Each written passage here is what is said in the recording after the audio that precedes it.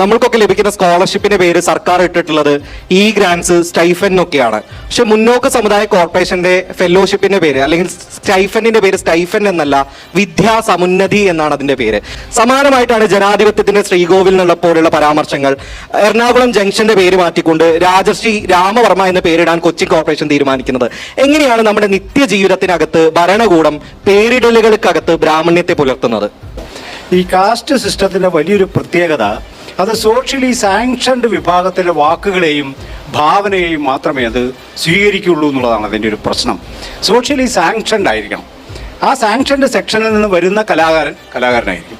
Sanctioned section അല്ലെങ്കിൽ എന്തോ ഒരു തകരാറുള്ളത് പോലെ ആദ്യം മുതൽ അവസാനം വരെ പ്രതിക്കൂട്ടിൽ നിൽക്കേണ്ടി വരുന്ന സ്ഥിതിവിശേഷം ആ ആർട്ടിസ്റ്റ് നേരിടും. അതായത് നമ്മൾ പൊതു എന്ന് വിചാരിക്കുന്നത് യഥാർത്ഥത്തിൽ സോഷ്യലി സാങ്ഷൻഡ് ജാതികളുടെ ഭാവനാവിലാസമാണെന്നാണ് നമുക്കിതുവരെ മനസ്സിലാകാതെ പോകുന്ന പ്രധാനപ്പെട്ട ഒരു കാര്യം.